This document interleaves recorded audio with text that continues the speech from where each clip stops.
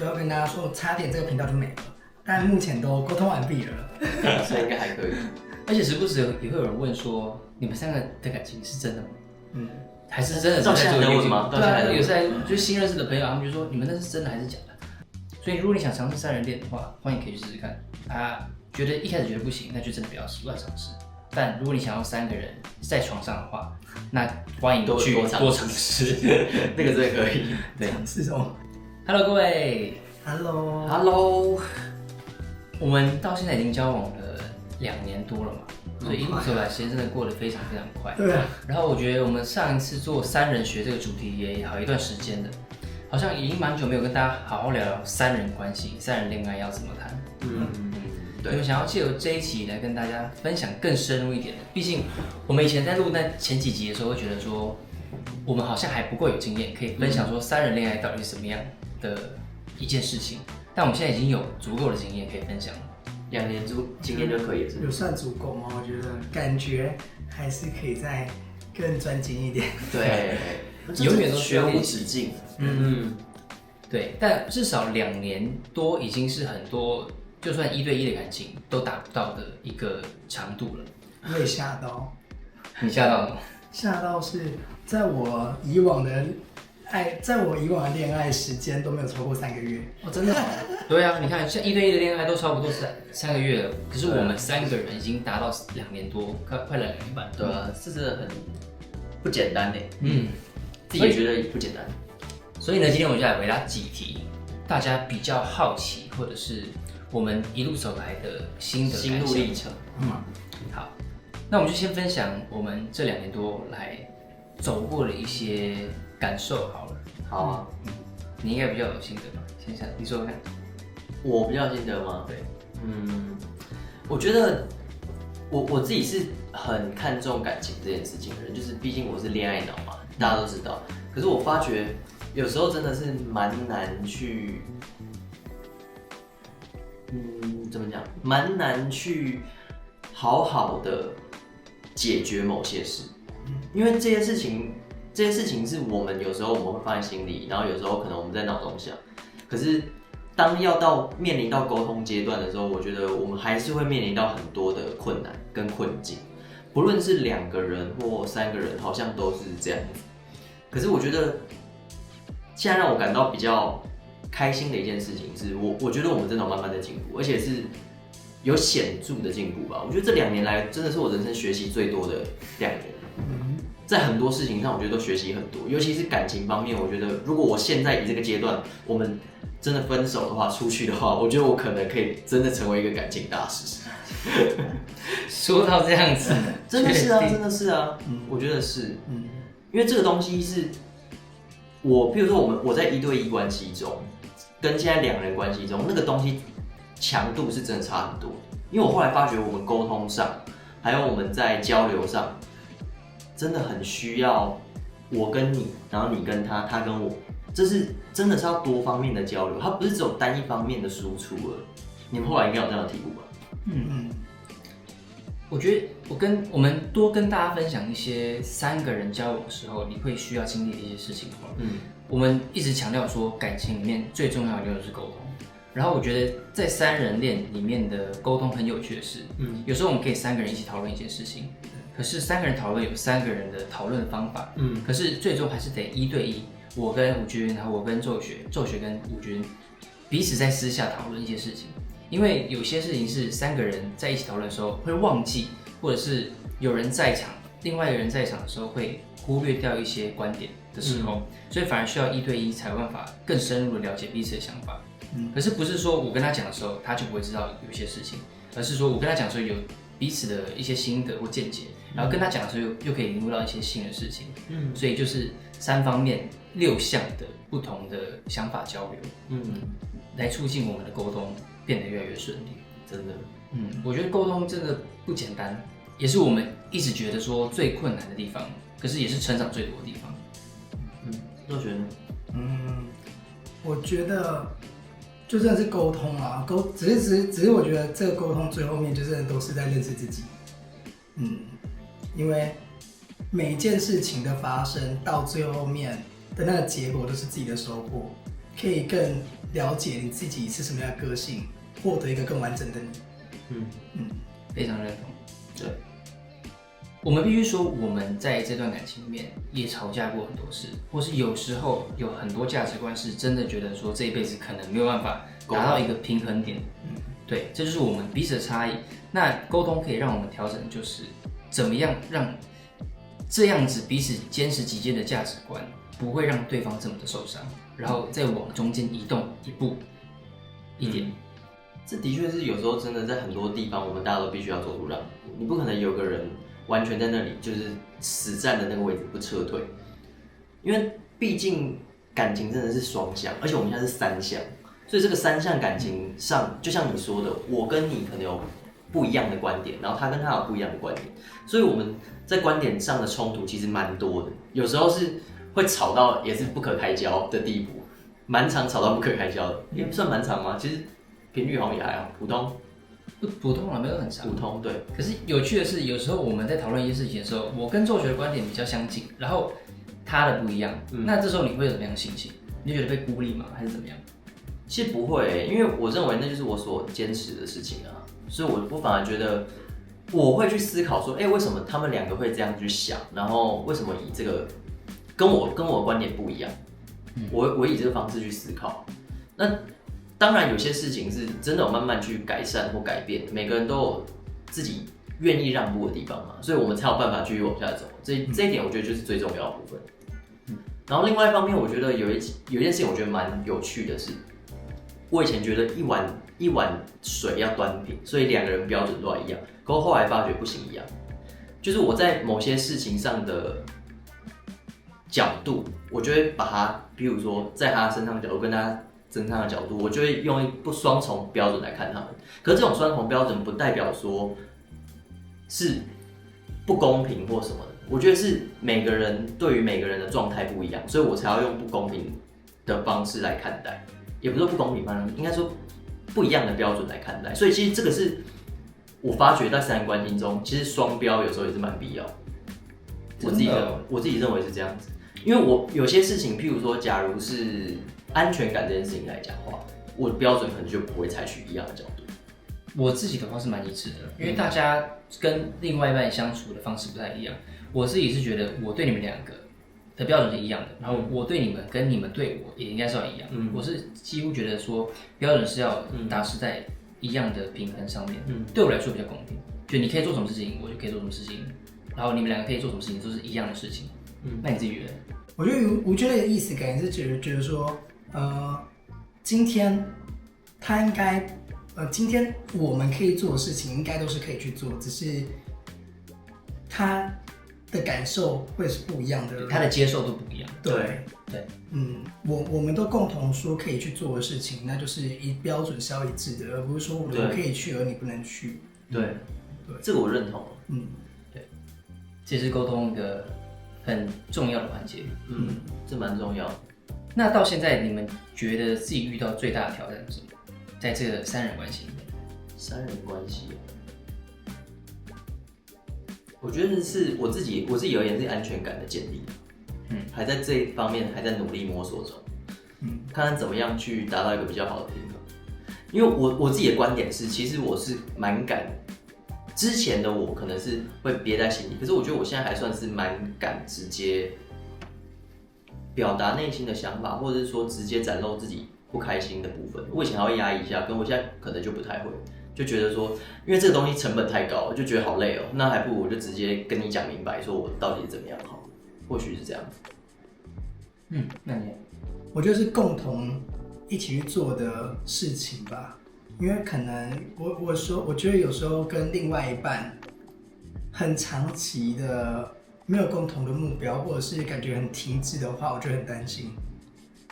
所以我会很希望说是看得到未来的方向，或者是我们可以一起为了未来想要去做的事情一起去努力的一个目标。像什么？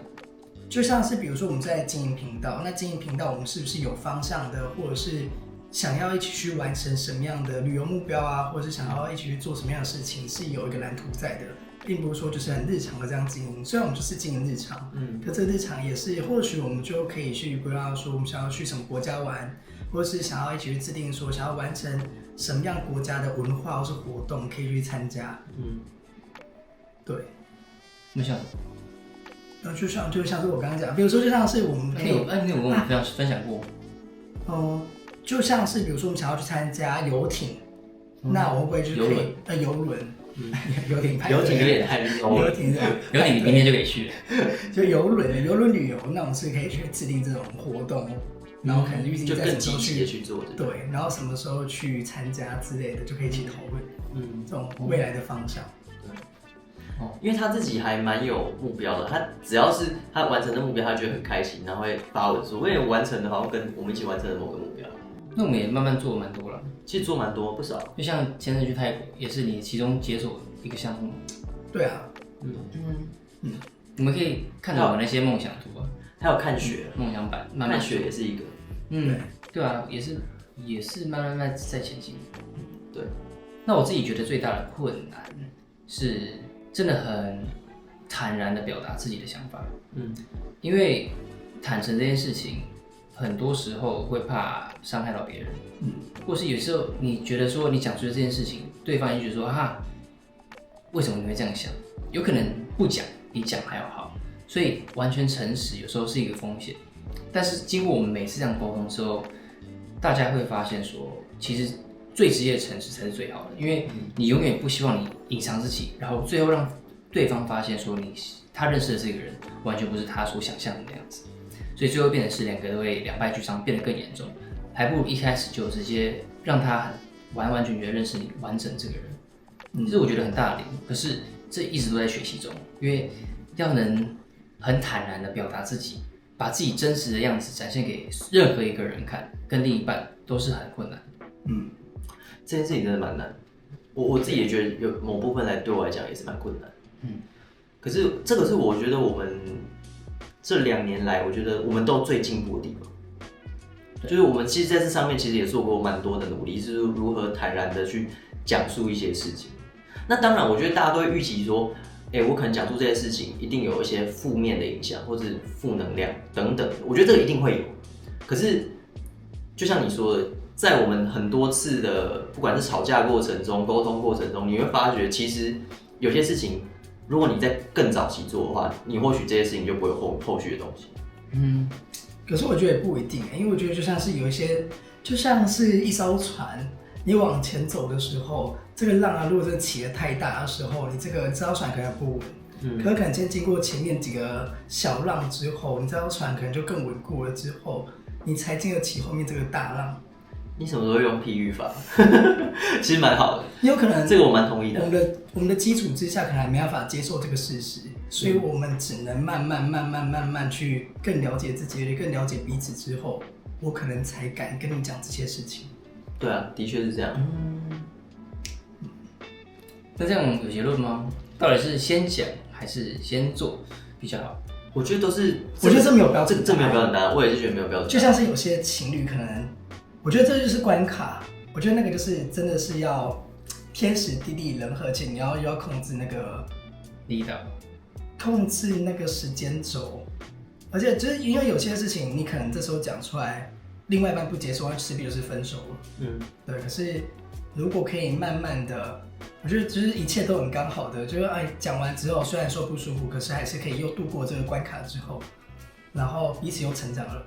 那下一次遇到什么样的事情，一定又可以更顺利再讲出来，那又过这个关卡，那一定就可以顺利走下去。能过就是有缘啦。我觉得感情就是这样子，我们也是这样子起起伏伏的到现在2年多。而且一部分我认为是可能也有点像水煮青蛙。水煮青蛙就是如果像我的话，我们不可能是在感情中我不要一次丢那么多东西，我是要慢慢的然后去释放那个讯息，而不是我一次把它炸出来，因为我觉得一次炸出来，我就通常都不会有什么好事。我体会到一个3个人我觉得比较好的优点，算是吧，算有点像是我们可以1对1的先去了解彼此的想法，因为或许我有比较懂吴君，我比较懂雨辰，那雨辰有可能比较懂，我是比较懂吴君的想法。可是这时候不要3个人一起去讨论，因为可能会听起来，因为会担心说我感觉比较偏向谁的时候，那一起讨论的时候会感觉你说出来的比较偏向谁，那我一定会觉得我可能比较听不下去了。或是没办法沟通。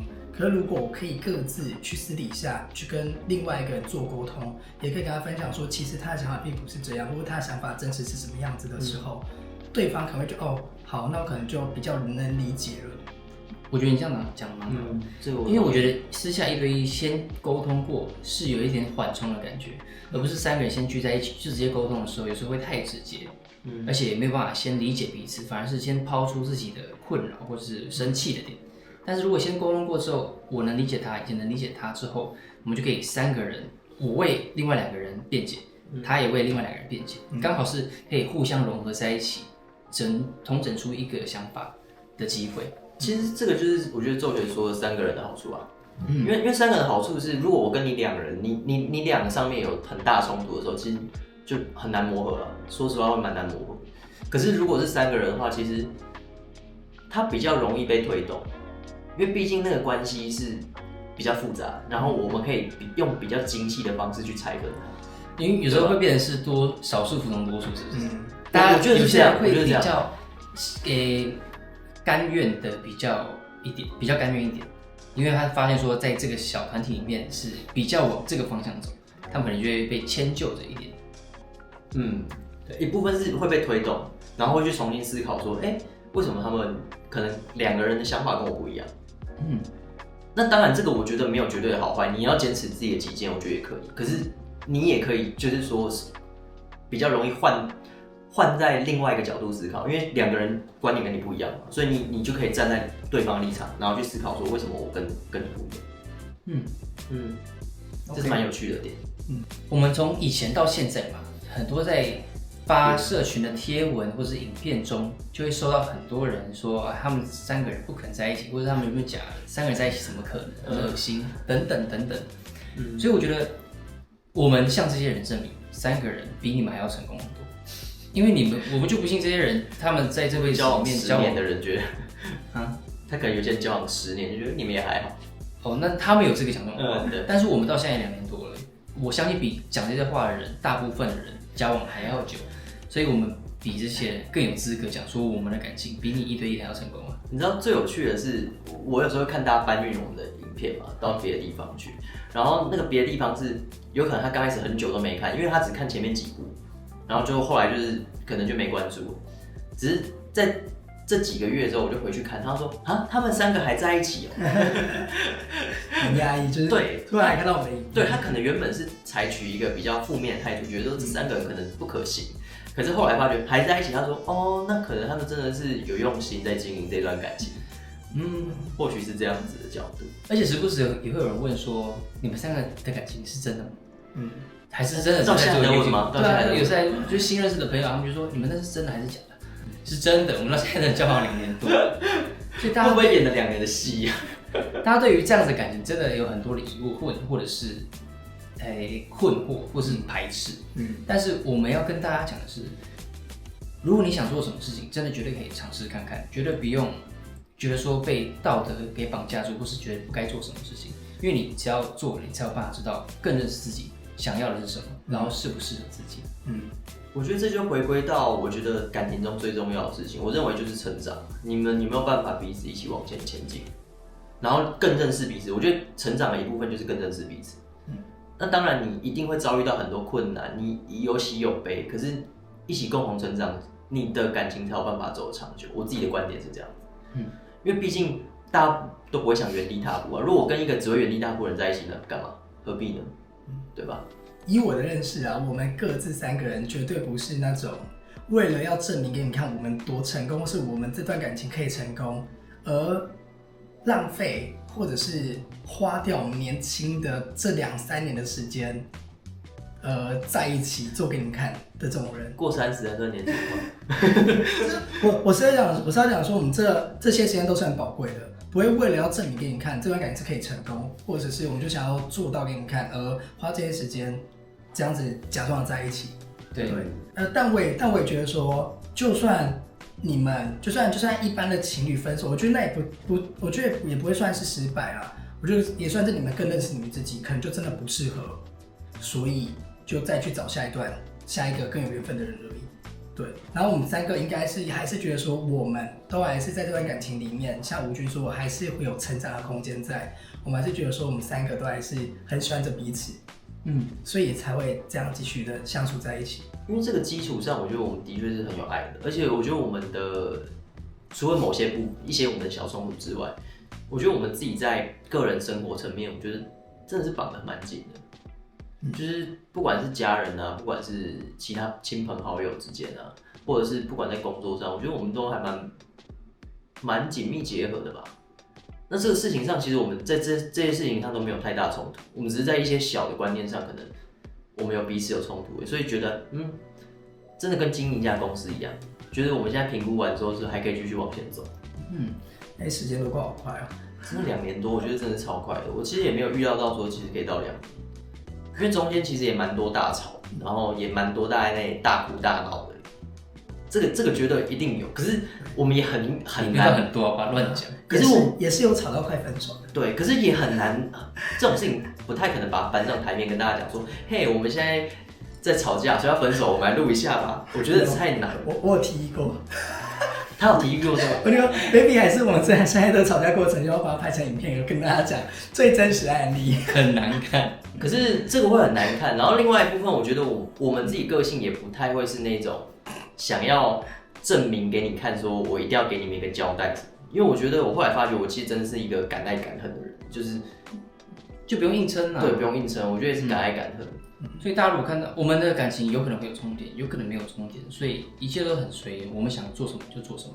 然后我觉得大家也不用一直期许说我们三个要永远幸福快乐，好好在一起，千万不要分手，因为这反而是变成我们的压力。对，因为如果哪天你在一个感情不顺，或是有人变了，有人的思想不一样，或是价值观这件事情永远没办法达到一个契合或者是平衡的话，那在一起真的只是折磨彼此，还是不如分开会比较好。对，所以真的不用一定觉得说你现在选定这个人，那就该在一起一辈子。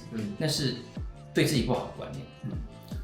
所以要跟大家说，差点这个频道就没了，但目前都沟通完毕了，所以应该还可以。然后我们在开始经营三人关系的频道之后，我们也常听到很多三人恋嘛。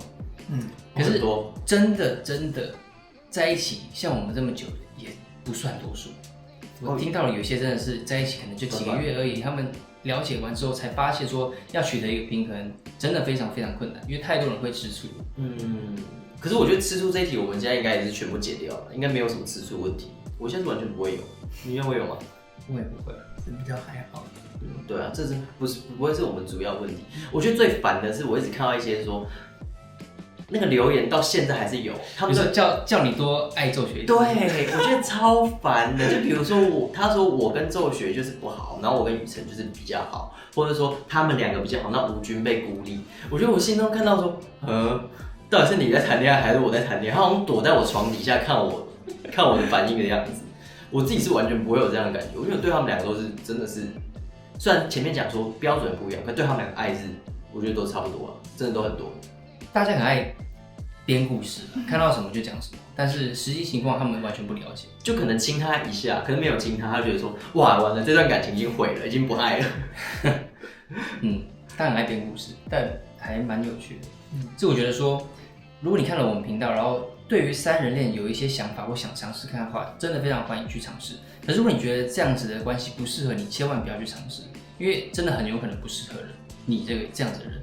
我必须说，3个人的恋爱不适合大多数的人，因为那种嫉妒心、安全感跟爱情的分配是很难给2个人的，尤其是3个人都要达到一样的境界，真的是非常非常难的。而且我觉得真的是要建立在一个你2个人的关系已经达成一个很好的契合跟很好的磨合的桥梁方式的时候，再去挑战第3个人加入。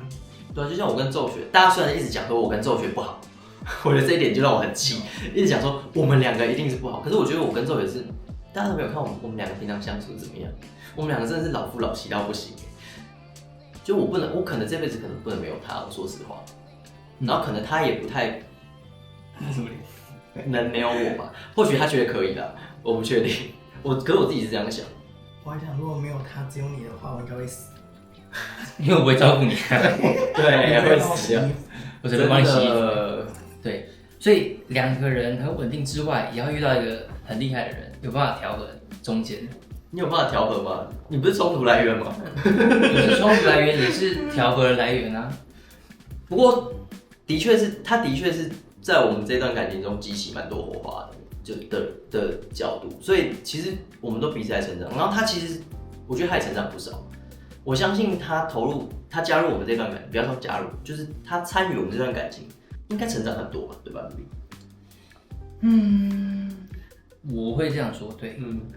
对于谈恋爱或是认识自己来说，我觉得每一个感情最重要是你一定得从里面多认识自己要什么，不要什么，你才有办法在下一段感情或是未来的人生中更接近自己想要成为的样子，就成长啊。对啊，这真的是成长。每一个感情我觉得都是对自己有帮助的。如果没帮助的话，那赶快离开，因为那对你来说不是好事，对别人来说也不是好事。这的确是这样。所以如果你想尝试3人恋的话，欢迎可以去试试看。觉得一开始觉得不行，那就真的不要乱尝试。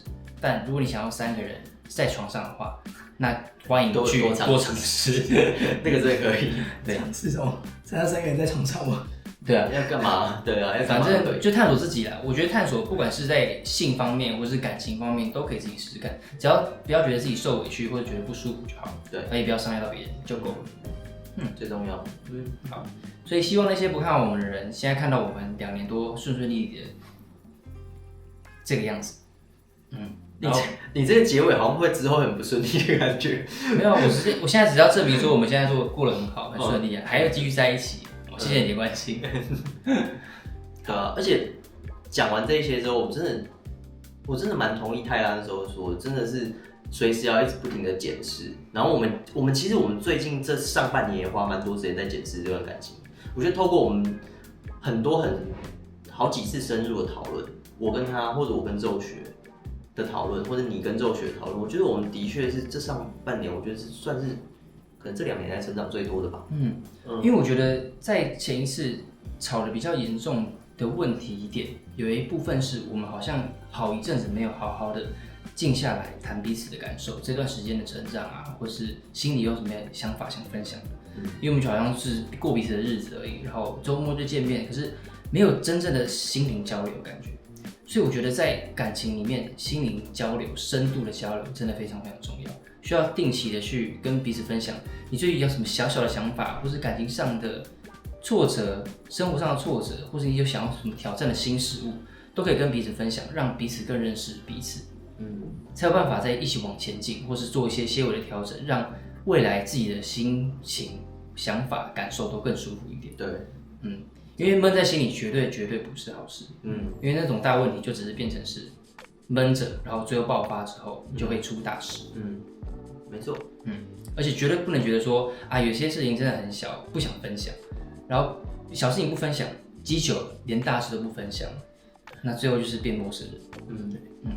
这对1对1或是对我们3个人都是这样子的，很受用哦。所以我才会一直说沟通真的非常重要，在感情里面最重要的是沟通。我们强调不知道几百万次，永远的秘诀就是沟通。那接下来我们来分享一下对于未来的期许好了，因为我们到一下2年多了，2年半，快2年半了。那未来你想完成什么事情？就像你刚刚想的，你希望有些蓝图慢慢去规划，那你想达到什么？我自己是想说，可能不确定耶。我自己其实比较想要在自己心灵成长方面继续提升一下。哪方面？去年到现在，其实调试了蛮多心情上的事，然后花很多时间在做调整。我是觉得想说，今年好像该是做一个结束，或者说试图要做一个结束的阶段。结束？就结束，不要那么陷入一个情绪低潮。因为我是放很多时间在感情上的人，所以当然我们感情一定要顺利才有办法做到这件事情。所以另外一方面是，如果我们现在是感情顺利的阶段的情况底下，那我觉得这个事情的话，好像可以慢慢把它消化掉，然后希望在自己未来呢，继续提升自己心灵上，可以更加强韧一点点。这是我想要做到，然后可能可以有自己的小小事业吧，可是我也不知道做什么。目前，每次问你都不知道做什么我就没有什么特别方向目标啊。对啊，所以要慢慢探索一下自己。其实我就比较希望吴军可以找到他自己的一些重心，而不是放在感情上面这么重。因为我是觉得这样子的人，通常如果感情受挫，他整个人生、整个生活的状态都会变成一个低潮，就会让自己过得很不快乐。可是你要想一件事哦，我虽然在这件事情上，我虽然没有说有个很清楚明确的目标，可是我觉得我最厉害的地方是我坚持度非常够。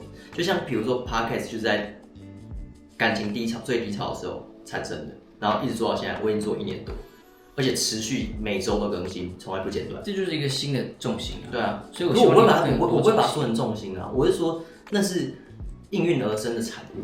那个产物其实就是我从情感中获得的养分，然后去滋长出来的东西。我一直把我的人生变成这个部分，就是那个情感的东西可以让我滋长出很多花朵，可是那些花朵不确定会长什么样子，因为你要我明确讲出那个花朵的样貌讲不出来。可是我觉得它可以变成一种养分。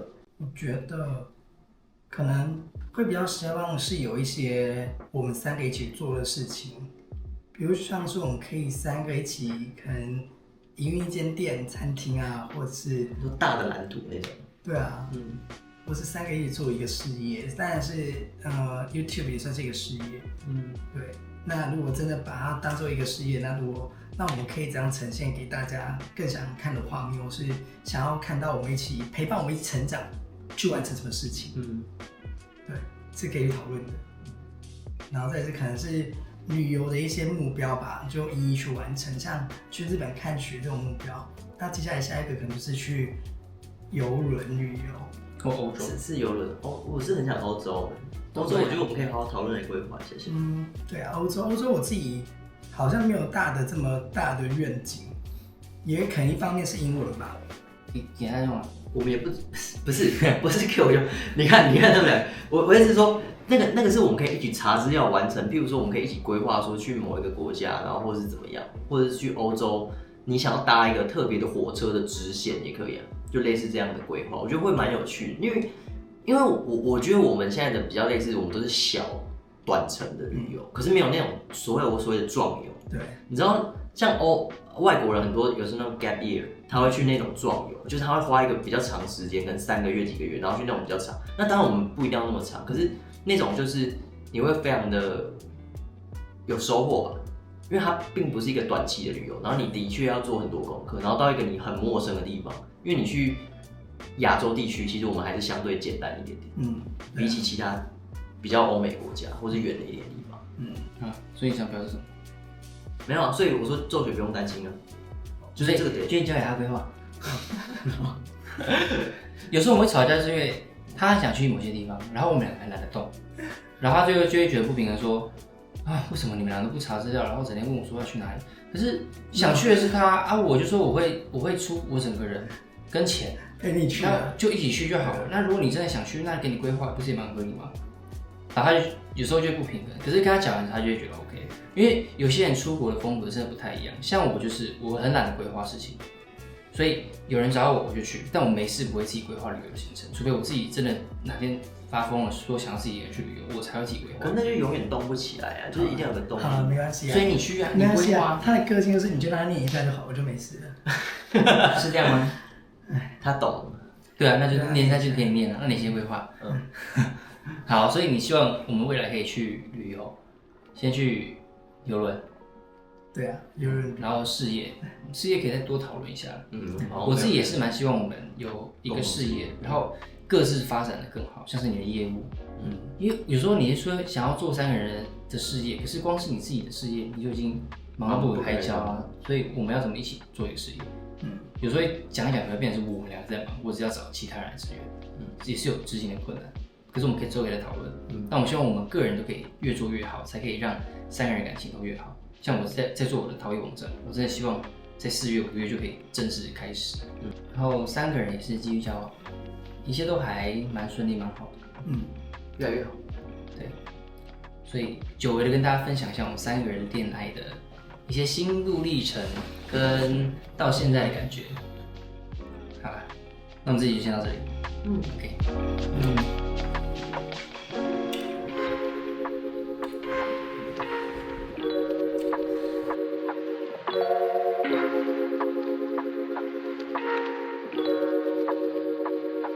你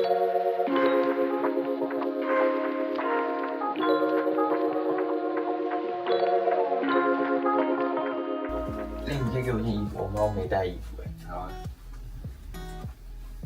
啊。为什么跟你是一样的？不知道。然后它还会拖吻，有它的味道之类的。好，那你要再重新一次，你要偷吻。